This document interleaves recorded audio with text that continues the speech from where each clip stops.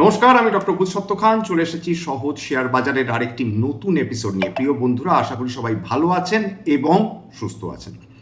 আজকের মার্কেটের শিরোনাম কি হতে পারে? যুদ্ধ এবং তেলের জাঁতাকলে পড়ে পিছছে ভারতীয় শেয়ার বাজার। যদিও অবাক করা বিষয় হচ্ছে যে এশীয় বাজারগুলোর মধ্যে, সেটা নিকেই বলুন, কসপি বলুন বা তাইওয়ান বলুন, এমনকি সাংহাই, প্রত্যেকটা আজকে পজিটিভে বন্ধ হয়েছে। ইউরোপীয় মার্কেটগুলো অবশ্য আজকে নেগেটিভে ছিল এবং বিগতকাল রাত 11:30 অবধি 14.5% অবধি জ্বালানি তেলের দাম কমে গিয়েছিল। ক্রুড অয়েল $80 প্রতি ব্যারেলেরও নিচে নেমে গিয়েছিল। আজকের ওই 4.5% উত্থান নিয়ে ট্রেড করছে ক্রুড অয়েল বলুন বা ব্রেন্ট ক্রুড বলুন, প্রাকৃতিক গ্যাস বলুন, যদিও কয়লার দাম প্রায় 8.8% কমে গিয়েছিল লাস্ট যেটা ট্রেডিং ডে সেই দিনে। এবং এমন একটা অবস্থা দাঁড়িয়েছে সেখানে তেলের ভয় আপাতত কম বলা যেতে পারে, নেই একেবারে সেটা তো কখনোই বলা যায় না, কিন্তু $120 প্রতি ব্যারেল যেখানে তেল পৌঁছে গেছিল সেখান থেকে কারেকশন হতে হতে যদি $86 প্রতি ব্যারেল চলে আসে, সেই এরিয়াতে অর্থাৎ মোটামুটি $90 অবধি ভারতবর্ষ এই শকটা, এই আঘাতটা সহ্য করে নিতে পারে। কিন্তু $90 প্রতি ব্যারেলের ওপর উঠে গেলেই কিন্তু ভারতীয় অর্থনীতি তখন টালমাটাল অবস্থা সৃষ্টি হয়।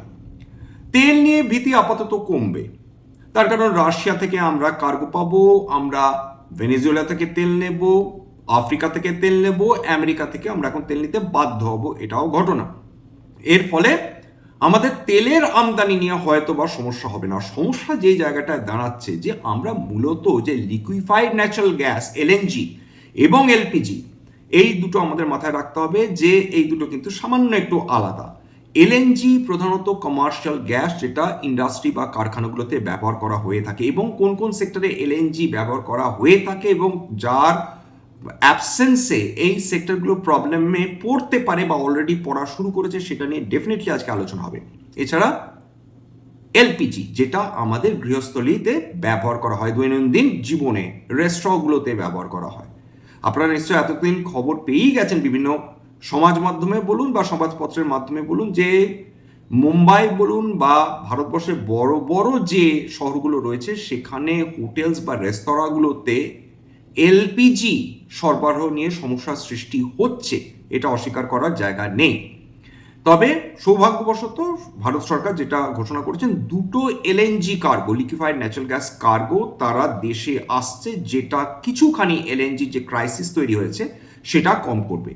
এবার এলএনজি এবং এলপিজির মধ্যে সামান্য একটু পার্থক্য বুঝে নেওয়ার প্রয়োজন রয়েছে। দেখুন, লিকুইফাইড ন্যাচারাল গ্যাস আর কিছুই না, প্রাকৃতিক গ্যাস, যেটা প্রধানত হচ্ছে মিথেন, CH4, সেটা ভীষণ ঠান্ডা করে সেটাকে লিকুইফাই করা হয়, করে সেটা বিভিন্ন কার্গো মাধ্যমে ভারতবর্ষে নিয়ে আসা হয় এবং সেটা বিভিন্ন প্লান্টে গিয়ে রিগ্যাসিফিকেশন অর্থাৎ আবার গ্যাসে রূপান্তরিত করা হয় এবং সেখান থেকে পাইপলাইনের মাধ্যমে বিভিন্ন বিভিন্ন যে কারখানাগুলো রয়েছে সেখানে সরবরাহ করা হয়।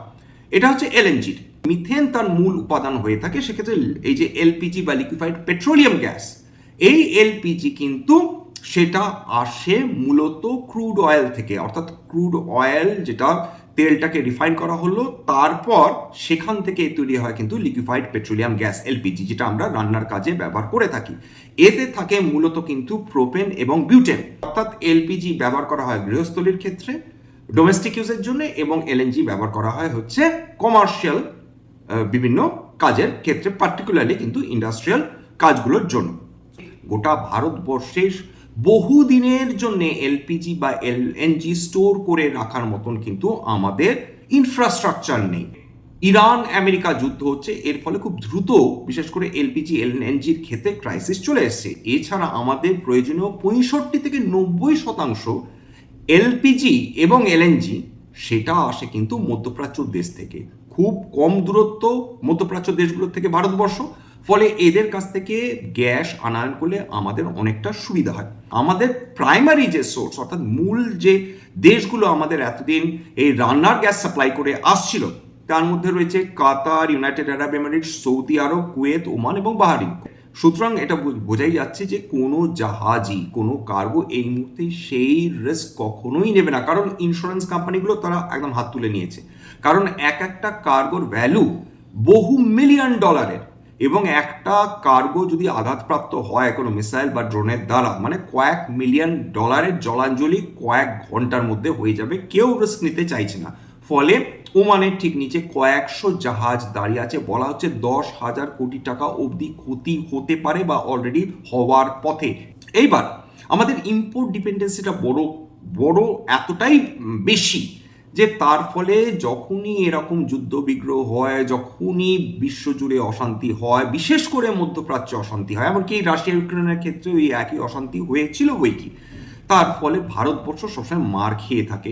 এ ব্যাপারে কোনো সন্দেহের জায়গাই নেই যে আমাদের অতি দ্রুত ট্রানজিশন করতেই হবে রিনিউয়েবল এনার্জিতে, এছাড়া আমাদের কোনো অল্টারনেটিভ পাথ নেই। আমরা এখানে খাবলাচ্ছি, ওখানে খাবলাচ্ছি, এখানে একটু এলএনজি প্রত্যাশা করছি, ওখানে একটু এলপিজি প্রত্যাশা করছি, ওখান থেকে কিছুটা ক্রুড অয়েল প্রত্যাশা করছি।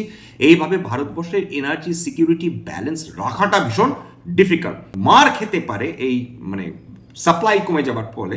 তার মধ্যে অন্যতম রয়েছে সিটি গ্যাস ডিস্ট্রিবিউশন, সিজিডি, তার অন্তর্গত কোম্পানিগুলো অলরেডি আপনারা জানেন যে মার খেয়ে চলেছে। এরপর এলপিজি ডিপেন্ডেন্ট সেক্টর বলতে কোন, তার মধ্যে রয়েছে হোটেল, রেস্টুরেন্ট, আগে আলোচনা করলাম, ফুড প্রসেসিং 2 নম্বর, 3 নম্বর হচ্ছে স্মল ম্যানুফ্যাকচারিং ইউনিটস, যেগুলো কমার্শিয়াল এলপিজি ফুয়েল ব্যবহার করে থাকে। এছাড়া ক্ষতিগ্রস্ত হচ্ছে পেন্ট, সেরামিক্স, গ্লাস ইন্ডাস্ট্রি। সুতরাং ফুয়েল কস্ট যখনই বাড়বে এদের কিন্তু মার্জিন ক্রমাগত কিন্তু শ্রিঙ্ক করতে থাকবে, কমতে থাকবে। কিন্তু কিছু সেক্টর তো লাভবান হচ্ছে, ইলেকট্রনিক গুডস যেগুলো বিক্রি করে, ইলেকট্রনিক অ্যাপ্লায়েন্সেস। তার কারণ যদি গ্যাস হাতের কাছে না পাওয়া যায় তাহলে মানুষ কি করবে? হ্যাঁ, গ্রাম অঞ্চলে মানুষ বা শহরতলিতে মানুষ তারা হয়তো বা কয়লা বা কাঠ দিয়ে চালিয়ে নেবেন, কিন্তু যারা শহরে শহরে বসবাস করেন তাদের পক্ষে এই প্রফেশনসগুলো রাখা ইম্পসিবল প্র্যাকটিক্যালি। সুতরাং তারা এই মুহূর্তে হয় কেউ ইন্ডাকশনের দিকে যাবেন, কেউ ইলেকট্রিক স্টোভের দিকে যাবেন, এবং তার ফলে ইলেকট্রিক অ্যাপ্লায়েন্সেস কোম্পানিগুলো অলরেডি যে লাভবান হওয়া শুরু হয়ে গেছে সেগুলো বিভিন্ন কোম্পানির শেয়ারের দাম দেখলেই বোঝা যাবে। 3 নম্বর রিনিউয়েবল এনার্জি সেক্টর। এই মুহূর্তে আপনারা হয়তো বা কেউ এইটা টের পাবে না, কারণ আতঙ্কে প্রায় সমস্ত সেক্টরেই পতন চলছে। কিন্তু যখনই এই আতঙ্কটা ধীরে ধীরে ধীরে ধীরে সাবসাইড করবে তখন বুঝতে পারবেন যে রিনিউয়েবল এনার্জি সেক্টর ঠিক কী পরিমাণ গুরুত্বপূর্ণ হয়ে উঠছে ভারতবর্ষের জন্য। আমাদের কোনো অল্টারনেটিভ নেই যে আমাদের ফিরে তাকাবার বা আমাদের যদি এনার্জি সিকিউরিটির প্রয়োজন হয় সেই ক্ষেত্রে রিনিউয়েবল এনার্জি ছাড়া আমাদের ভবিষ্যতে যে গতি নেই সেটা প্রত্যেকটা যুদ্ধ ঠাড়ে ঠাড়ে আমাদের বুঝিয়ে দিচ্ছে। দেখুন, অল্টারনেটিভ ফুয়েলের দিকে মানুষ যাচ্ছেন, তার ফলে বায়োগ্যাস, ইথানল, এই যে অল্টারনেটিভ ফুয়েলসগুলো তার দিকে মানুষের নজর ক্রমশ ক্রমশ বাড়ছে। গভর্নমেন্ট পুশ অবশ্যই বৃদ্ধি পাবে, বিশেষ করে ইথানলকে ফুয়েল হিসেবে ব্যবহার করতে। আপনারা জানেন যে ইথানল ব্লেন্ডিং হয়ে চলেছে 80-20 রেশিওতে, 80% পেট্রোল, 20% ইথানল। ফার্টিলাইজার সেক্টর কিন্তু বেশ ক্ষতিকারক, মানে ক্ষতির মুখে পড়বে, এ ব্যাপারে কোনো সন্দেহ নেই। যে সেক্টরটা ভীষণভাবে ক্ষতির মুখে পড়তে পারে সেটা হচ্ছে ফার্টিলাইজার সেক্টর। কেন ফার্টিলাইজার সেক্টর? খেয়াল করে দেখুন যে ফার্টিলাইজারের মানে সবচেয়ে যেটা জনপ্রিয় ফার্টিলাইজার বা সার সেটা হচ্ছে ইউরিয়া। এইবার এই ইউরিয়া তৈরি করতে যে ফিড স্টক বা কাঁচা মাল সেটা হচ্ছে অ্যামোনিয়া, এবং এই অ্যামোনিয়া কিন্তু আসে মিথেন থেকে এবং সেটা প্রাকৃতিক গ্যাসের অংশ। সুতরাং প্রথমে প্রাকৃতিক গ্যাসকে এনে, অর্থাৎ মিথেনকে এনে সেটাকে অ্যামোনিয়াতে ভাঙা হয়, সেই অ্যামোনিয়াটা তারপর ব্যবহার করা হয়েছে ইউরিয়া বা সার তৈরি করার ক্ষেত্রে। সুতরাং যদি প্রাকৃতিক গ্যাসকে আনা নাই সম্ভব হয় বা সাংঘাতিকভাবে কমে যায় সেক্ষেত্রে ফার্টিলাইজার সেক্টর এফেক্টেড হবে। নতুবা যেটা হবে যে ফার্টিলাইজার কোম্পানিগুলো তাদের দাম বাড়াতে বাধ্য হবে, যদিও সরকার সেটা কখনোই অ্যালাউ করে না, কারণ এই কিছু কিছু সেক্টর রয়েছে ভারতবর্ষে যারা ভীষণভাবে গভর্নমেন্ট রেগুলেটেড, যেমন হচ্ছে অয়েল অ্যান্ড গ্যাস, যেমন হচ্ছে ফার্টিলাইজার, যেমন হচ্ছে সুগার, যেমন হচ্ছে সিমেন্ট। এইগুলো কিন্তু ভীষণভাবে রেগুলেটেড বিশেষ করে সরকারের দ্বারা।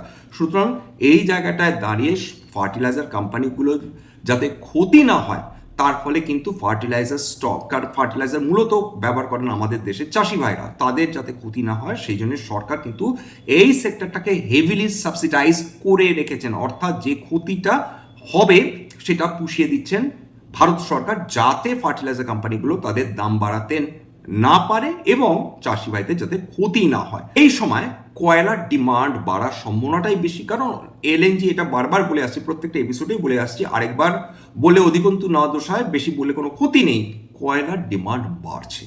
এই ব্যাপারে কোনো সন্দেহ নেই, কারণ এলএনজির অল্টারনেটিভ ফুয়েল হিসাবে এখন যেটা রয়েছে সেটা হচ্ছে কয়লা। সৌভাগ্যবশত ভারতবর্ষের কাছে বিপুল কয়লার যোগান রয়েছে, ভারতবর্ষে প্রচুর কয়লা খনি রয়েছে এবং আমরা প্রচুর পরিমাণ কয়লা উৎপাদন করে থাকি। কেবল না, আমাদের যে প্রোভেন রিজার্ভস রয়েছে কোল, সেটা বিশ্বের মধ্যে কিন্তু অন্যতম বড় কোল রিজার্ভস। এইটা আমাদের জন্য একটা সুবিধা।